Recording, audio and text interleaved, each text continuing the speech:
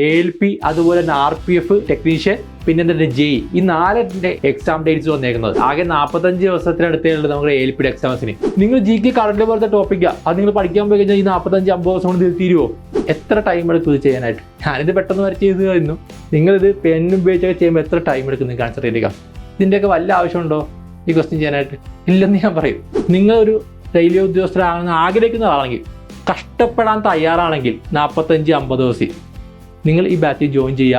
അടുത്ത ലിസ്റ്റിൽ നിങ്ങൾ ഉണ്ടായിരിക്കും, അതെൻ്റെ ഉറപ്പാണ്. ഈ 5000 രൂപ നിങ്ങളെ ലൈഫ് ചേഞ്ച് ചെയ്തിരിക്കും. എങ്ങനെ പഠിക്കണം, എങ്ങനെ പഠിച്ചാലാണ് നമുക്ക് എക്സാം ക്രാക്ക് ചെയ്യാൻ പറ്റുന്നതെന്ന് നോക്കാം. ഹായ്, എല്ലാവർക്കും റോംബസിലേക്ക് സ്വാഗതം. നമ്മുടെ റെയിൽവേയുടെ എക്സാംസുകളൊക്കെ അടുത്ത് വരികയാണല്ലേ. നവംബർ തൊട്ട് ഒരുപാട് എക്സാംസുകൾ നമുക്ക് നടക്കാതിരിക്കുന്നത്. അപ്പോൾ ഉദ്യോഗാർത്ഥികൾക്ക് എല്ലാവർക്കും പല പല ഡൗട്ടുകളാണ്. ഇനി പഠിച്ചാൽ ജയിക്കുമോ? ALP എക്സാമിന് എത്രയുണ്ട്? ആകെ 45 ദിവസത്തിനടുത്തേ ഉള്ളത് നമ്മുടെ ALP എക്സാംസിന്. അപ്പോൾ എങ്ങനെ പഠിക്കണം, എങ്ങനെ പഠിച്ചാലാണ് നിങ്ങൾ ജയിക്കുക? ഞാൻ പറഞ്ഞല്ലോ, നിങ്ങൾ കൺവെൻഷണൽ വേയിൽ പോയി കഴിഞ്ഞാൽ നിങ്ങൾക്ക് എന്താണ് ജയിക്കാൻ ബുദ്ധിമുട്ടായിക്കൊന്ന് ഞാൻ പറയാം. അപ്പോൾ ഇനിയുള്ള ഒരു 45-50 ദിവസം നിങ്ങൾ എങ്ങനെ പ്രിപ്പയർ ചെയ്താൽ നിങ്ങളുടെ പഠനത്തെ ഡിപ്പെൻഡ് ചെയ്തിരിക്കും നിങ്ങളുടെ റാങ്ക് ലിസ്റ്റിൽ കയറുന്നത്. ഓക്കെ, അപ്പോൾ ഇനിയുള്ള ആ 2 മാസത്തിനടുത്ത് നമുക്ക് എന്താണ് വളരെ ഇമ്പോർട്ടൻ്റ് ആയ മാസങ്ങളാണ്.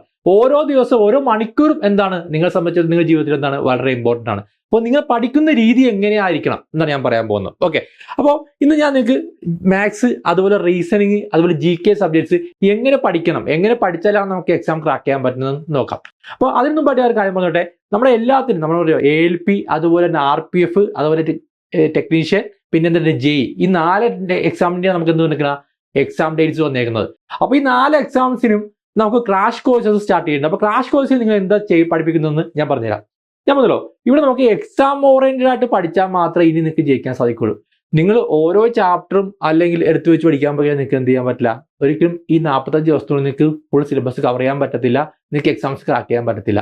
അതുപോലെ പൾസ് മനസ്സിലാക്കി, റെയിൽവേ എക്സാംസിന്റെ പൾസ് മനസ്സിലാക്കി പഠിച്ചാൽ മാത്രമേ നമുക്ക് എന്ത് ചെയ്യാൻ പറ്റുള്ളൂ, എക്സാംസ് ക്രാക്ക് ചെയ്യാൻ സാധിക്കുള്ളൂ. ഓക്കെ, അപ്പോൾ നമ്മൾ ഈ ബാച്ച് എക്സാമോടെ ക്ലാസ്സസ് ആയിരിക്കും വരുന്നത്. അതായത് റെയിൽവേയിലെ പുതിയ പാറ്റേൺ ഞാൻ പറഞ്ഞല്ലോ, TCSന്റെ പുതിയ പാറ്റേൺ അനുസരിച്ചുള്ള ക്ലാസ്സിലായിരിക്കും നമ്മൾ വരുന്നത് കേട്ടോ. പിന്നെ ഓപ്ഷൻ എലിമിനേഷൻ മെത്തേഡ് ഞാൻ പറഞ്ഞല്ലോ, നമുക്ക് മാത്സ് ക്വസ്റ്റ്യൻസ് ഒക്കെ നമുക്ക് എന്താണ് കൺവെൻഷനിൽ പോയി കഴിഞ്ഞാൽ നിങ്ങൾക്ക് ഒരിക്കലും എന്ത് ചെയ്യാൻ പറ്റില്ല, എക്സാംസ് ക്രാക്ക് ചെയ്യാൻ പറ്റത്തില്ല.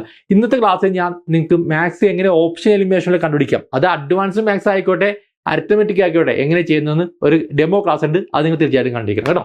പിന്നെ live sessions, special live sessions ആണ് നമുക്ക് ഈ 45-50 ദിവസം നമ്മൾ വരുന്നത്. പിന്നെ അതുപോലെ എന്താ അഡ്വാൻസ് മാത്സിന്റെ special class, trigonometry, geometry, algebra, mensuration, ഇതൊക്കെ റെയിൽവേ എക്സാം സംബന്ധിച്ചിടത്തോളം വളരെ ഇമ്പോർട്ടൻ്റ് ആയ ചാപ്റ്ററാണ്. 1 മുതൽ 2 ക്വസ്റ്റ്യൻസ് വരെ ഓരോ ചാപ്റ്ററിൽ നിന്നും ചോദിക്കാറുണ്ട്. അപ്പോൾ ഇത് എന്തെങ്കിലും ഇതിന് സ്പെഷ്യൽ ആയിട്ടുള്ള നമ്മുടെ ബാച്ചസ് ക്ലാസ്സും അവൈലബിൾ ആണ്.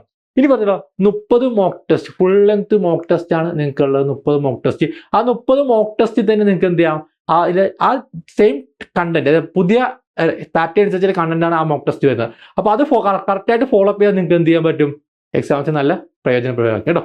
ഇതെന്താണ് സബ്ജക്ട് വൈസ് മോക്ക് ടെസ്റ്റ് ഉണ്ട്. അതായത് ഫുൾ ലെങ്ത് കൂടാതെ സബ്ജക്ട് വൈസ് ആയിട്ടുള്ള ഓരോ മോക്ക് ടെസ്റ്റും നമുക്കുണ്ട്. ആ മോക്ക് ടെസ്റ്റിൽ തന്നെ എക്സാമിന് ചോദിക്കാൻ സാധ്യതയുള്ള ചോദ്യങ്ങളാണ് നമ്മൾ എന്ത് ചെയ്യുന്നത്, ഈ മോക്ക് ടെസ്റ്റിന് ഉൾപ്പെടുത്തിയിരിക്കുന്നത്. ഈ മോക്ക് ടെസ്റ്റിൽ അറ്റൻഡ് ചെയ്യാൻ തന്നെ നിങ്ങൾക്ക് എന്ത് ചെയ്യാം, നല്ലൊരു മാർക്ക് സ്കോർ ചെയ്യാൻ സാധിക്കും. ഓക്കെ, പിന്നെ എന്താ PYQ ഡിസ്കഷൻ വളരെ ഇമ്പോർട്ടൻ്റ് ആണ്.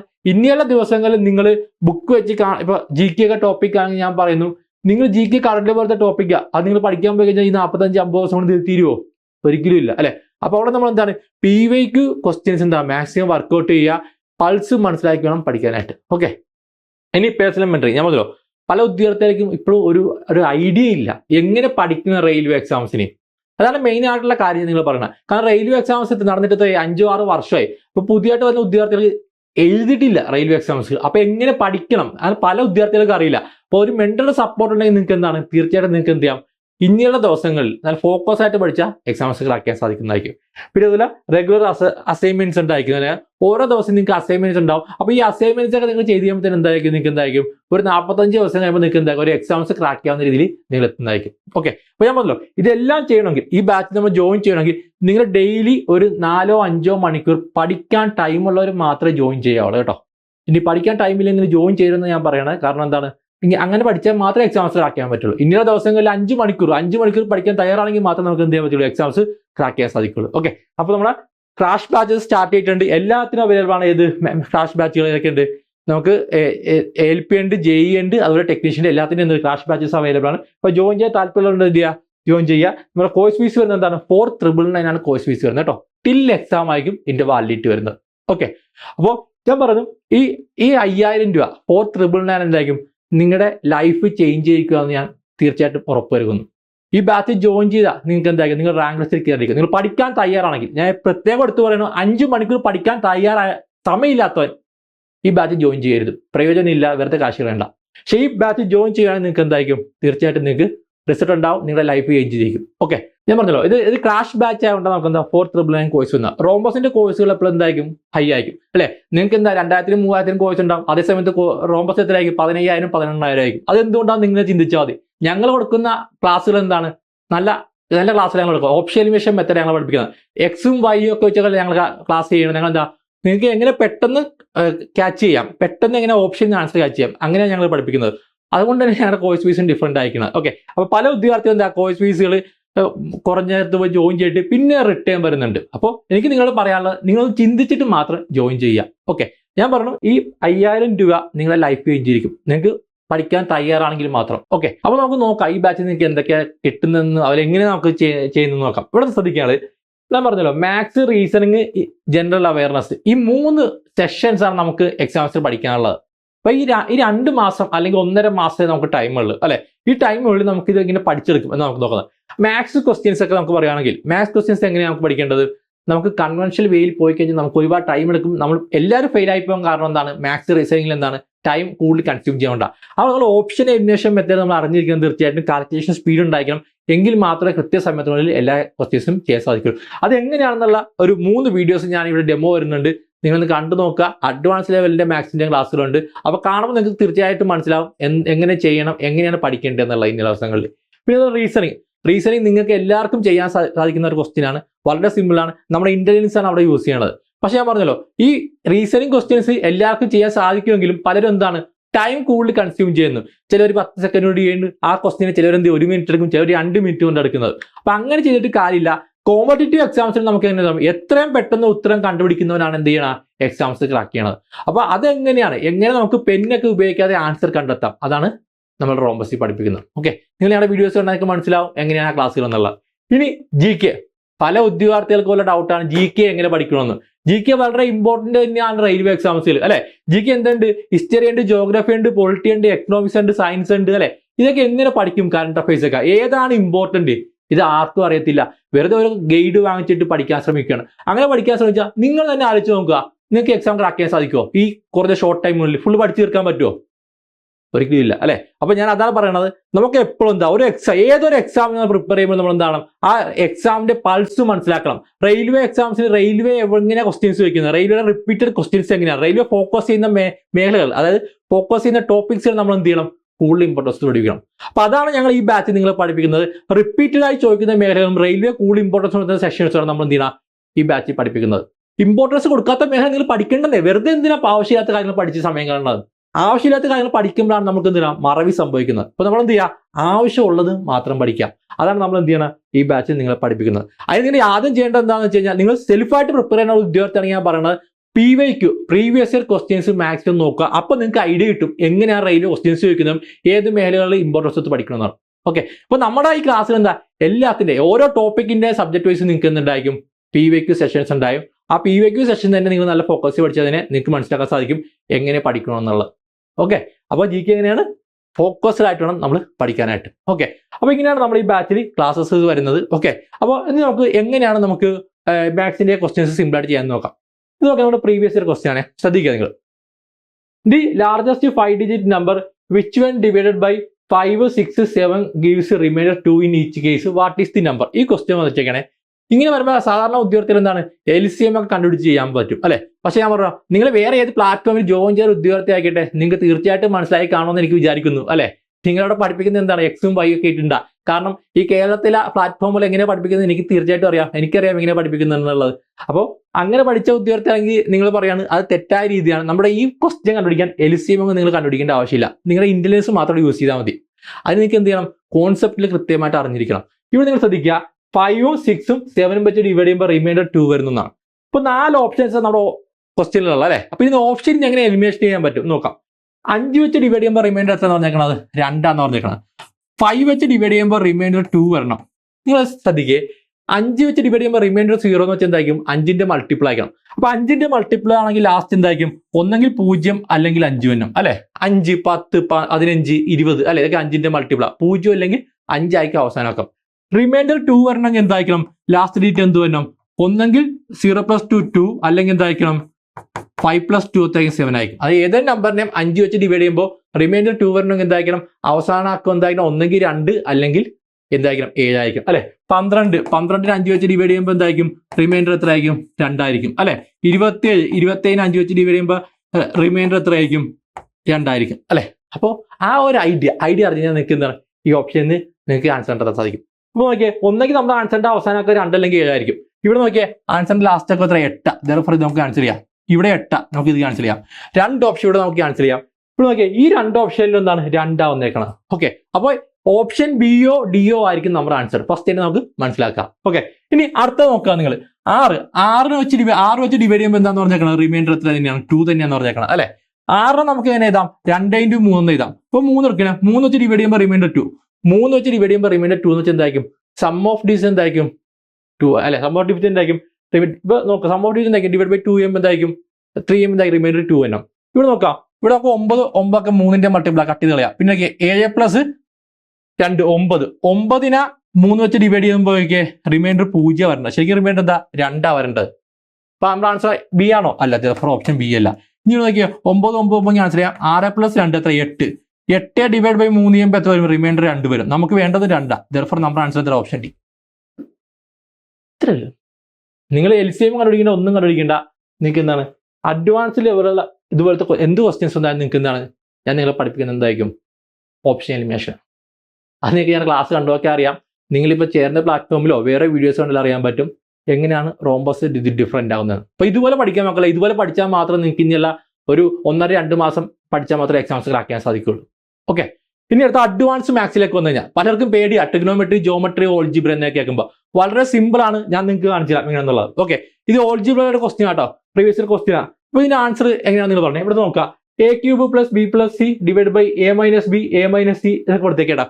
ഇതിന്റെ ആൻസർ ഈ ക്വസ്റ്റ്യൻ കാണുമ്പോൾ തന്നെ പല വിദ്യാർത്ഥികൾ എന്തറിയോ സ്കിപ്പ് ചെയ്ത് കളയും. ഇത് ചെയ്യാൻ ഒരുപാട് ടൈം എടുക്കുന്നുള്ള. ശരിയാണ്. നിങ്ങൾ കൺവെൻഷൻ വേയിലാണ് ഈ ക്വസ്റ്റ്യൻ അപ്രോച്ച് ചെയ്യുന്നതെങ്കിൽ നിങ്ങൾക്ക് ഇപ്പോൾ 3 മിനിറ്റ് എടുത്തിരിക്കും ഈ ക്വസ്റ്റ്യൻ ആൻസർ ചെയ്യാനായിട്ട്.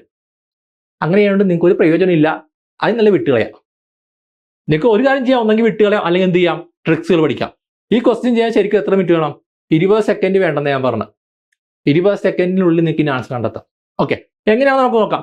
ഇതൊരു ഹോമോജീനിയസ് ഇക്വേഷൻ ആണെന്ന് ആദ്യം അറിഞ്ഞിരിക്കണം. ഹോമോജീനിയസ് ഇക്വേഷൻ എന്തായിരിക്കും ഡിഗ്രി സെയിം ആയിരിക്കും. ഓരോ ടേമിന്റെ ഡിഗ്രി സെയിം ആയിരിക്കും. ഇവിടെ നോക്കാം. ഇവിടുത്തെ പവർ നമ്മൾ ഇത് മാത്രം എടുത്താൽ മതി. ഈ ഒരു ടേം മാത്രം എടുത്താൽ മതി. ഇവിടെ നോക്കിയേ a³ പവർ എത്രയാ ഇവിടെ എത്രയാ 3 ആണ്.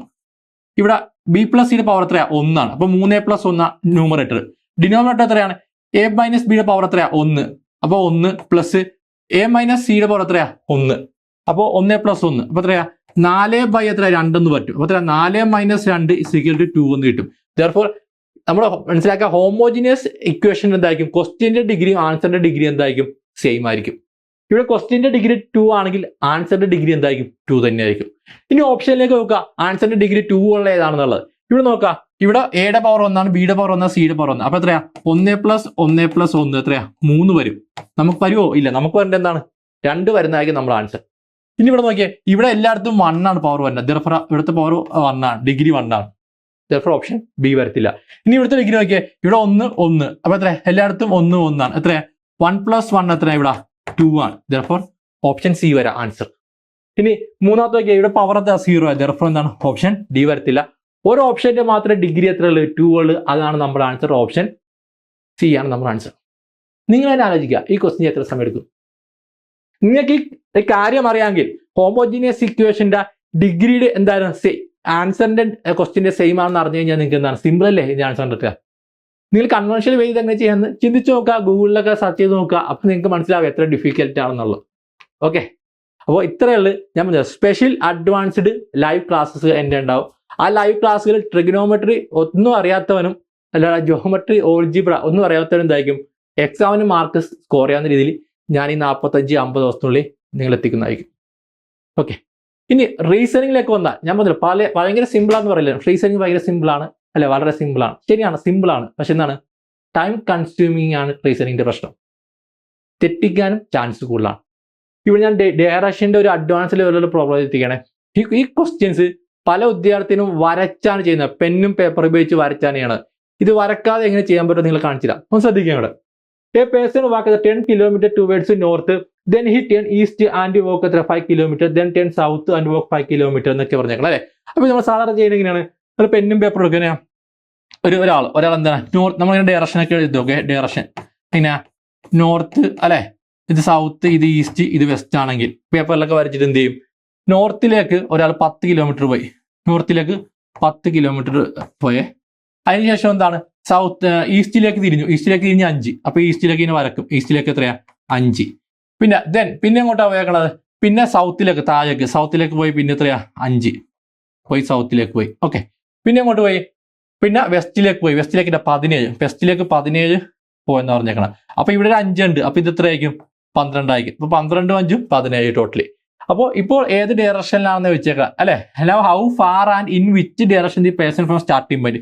സ്റ്റാർട്ടിംഗ് പോയിന്റ് ഇവിടെ ആയിരുന്നു. അപ്പൊ ഇത് ഇപ്പൊ ഏതാണെന്ന് നമുക്ക് ചോദിച്ചേക്കണം. ഏത് ഡയറക്ഷനിലാണെന്ന് ചോദിച്ചാൽ ഈ ഡിസ്റ്റൻസ് ആണ് കണ്ടുപിടിക്കേണ്ടത്.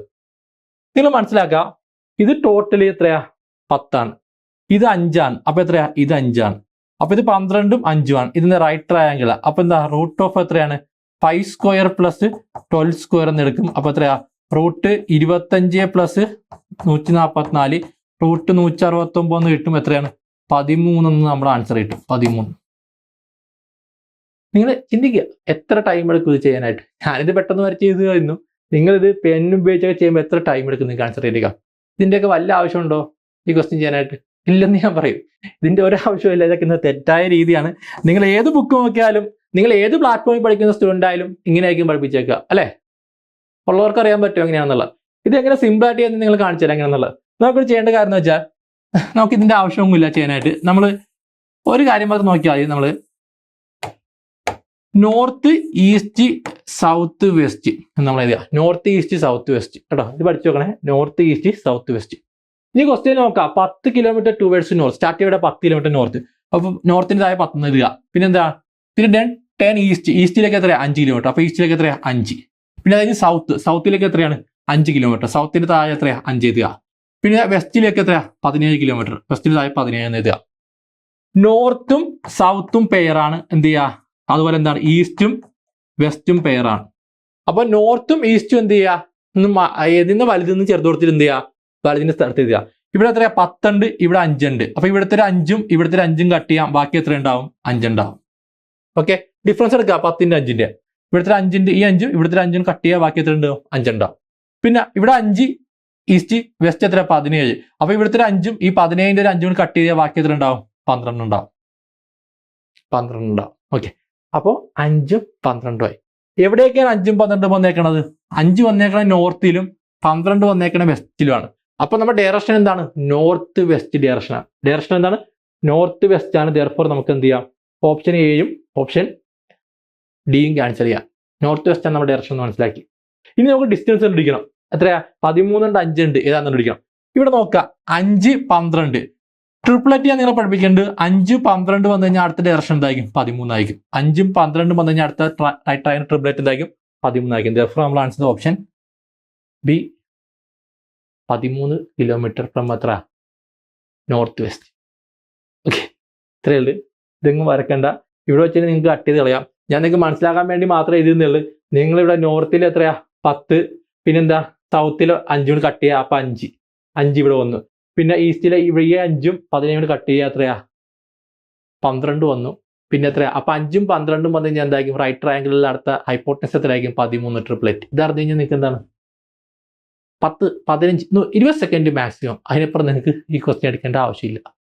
അപ്പൊ ഇതുപോലെ വേണം നിങ്ങൾ ഇനി ഓരോ ദിവസവും ഈ 45-50 ദിവസം പഠിക്കാനായിട്ട്. ഇങ്ങനെ പഠിച്ചാൽ നിങ്ങൾ അടുത്ത ലിസ്റ്റിലുണ്ടാവും. നിങ്ങൾ എന്തായിരിക്കും? ഒരു റെയിൽവേ ഉദ്യോഗസ്ഥരായിരിക്കും. ഓക്കെ. അപ്പോൾ ഞാൻ പറഞ്ഞല്ലോ, പഠിക്കുന്ന രീതി, ഓരോ ഉദ്യോഗാർത്ഥിയും പഠിക്കുന്ന രീതി അനുസരിച്ചിരിക്കും അവർ എക്സാംസ് ക്രാക്ക് ചെയ്യുകയോ വേണ്ടെന്നുള്ളത്. ഓക്കെ. അപ്പോൾ വീണ്ടും ഞാൻ പറയുകയാണ്, ഇത് നിങ്ങൾ എടുക്കുന്ന ജീവിതത്തിൽ എടുക്കേണ്ട എന്താണ്? ഒരു നല്ല ഡിസിഷൻ ആയിക്കണമെന്ന് ഞാൻ പറയുന്നു. ഈ എക്സാംസ് ഞാൻ പറഞ്ഞു, റെയിൽവേ എക്സാംസിന് ഞാൻ പറയല്ലോ, നമുക്ക് 4 ബാച്ചുകളാണ് നമുക്ക് സ്റ്റാർട്ട് ചെയ്യുന്നത് റെയിൽവേ എക്സാംസിന്റെ. ഏതൊക്കെയാണ്? നമുക്ക് ALP ഉണ്ട്, അതുപോലെ എന്തുണ്ട്? നമ്മുടെ ടെക്നീഷ്യൻ ഉണ്ട്, RPF ഉണ്ട്, JEE ഉണ്ട്. ഈ 4 ബാച്ചിലേക്കും നിങ്ങളൊരു റെയിൽവേ ഉദ്യോഗസ്ഥരാണെന്ന് ആഗ്രഹിക്കുന്ന ആളാണെങ്കിൽ, കഷ്ടപ്പെടാൻ തയ്യാറാണെങ്കിൽ 45-50 ദിവസം നിങ്ങൾ ഈ ബാച്ചിൽ ജോയിൻ ചെയ്യുക. അടുത്ത ലിസ്റ്റിൽ നിങ്ങൾ ഉണ്ടായിരിക്കും, അതെൻ്റെ ഉറപ്പാണ്. ഓക്കെ, അപ്പോൾ എല്ലാവരും നല്ലപോലെ പ്രിപ്പയർ ചെയ്യുക. ഞാൻ പറഞ്ഞല്ലോ, നിങ്ങൾ കഷ്ടപ്പെടുന്നതിലല്ല നമുക്ക് ഇരിക്കണം, നമ്മൾ എങ്ങനെ പഠിക്കുന്നു. വെറുതെ ഒരു 15 മണിക്കൂർ പഠിച്ചിട്ട് കാര്യമൊന്നുമില്ല. നമ്മൾ ആ 15 മണിക്കൂർ എങ്ങനെ യൂസ് ചെയ്യണം, അതിന് അനുസരിച്ചിരിക്കും നിങ്ങളുടെ റിസൾട്ട് എന്ന് പറയുന്നത്. 5 മണിക്കൂർ പ്രോപ്പറായിട്ട് പഠിച്ചു കഴിഞ്ഞാൽ 5 മണിക്കൂർ പ്രോപ്പറായിട്ട് പഠിച്ചാൽ മതി, നിങ്ങൾക്ക് എക്സാം ക്രാക്ക് ചെയ്യാൻ സാധിക്കണ്ടേ. ഓക്കെ, അപ്പോൾ ജോയിൻ ചെയ്യാൻ താല്പര്യമുണ്ടെങ്കിൽ ഈ ബാച്ച് ജോയിൻ ചെയ്യുക. 10-ാം തീയതി ആട്ടോ നമ്മുടെ ബാച്ച് സ്റ്റാർട്ട് ചെയ്യണത്. 10-ാം തീയതിയോട്ടുള്ള ഇനിയുള്ള അങ്ങോട്ടുള്ള എല്ലാ ദിവസവും എന്തായിരിക്കണം, ഡെയിലി 5 മണിക്കൂർ പഠിക്കാൻ മാറ്റിവെക്കാൻ തയ്യാറായ ഉള്ളവർ മാത്രമേ എന്ത് ചെയ്യാവുള്ളൂ, ഈ ബാച്ച് ജോയിൻ ചെയ്യാവുള്ളൂ. ഓക്കെ, അപ്പോൾ മക്കളെ എല്ലാവരും നല്ല പഠിച്ചു തുടങ്ങുക. എക്സാംസുകൾ അടുത്ത് വരികയാണ്, ഫോക്കസ് ആയിട്ട് പഠിക്കുക. ഇനി റെയിൽവേ എക്സാംസിന്റെ കാലമാണ് വരുന്നത്, നല്ലപോലെ പ്രിപ്പയർ ചെയ്യുക. Okay, all the best. Download the Rhombus Learning app.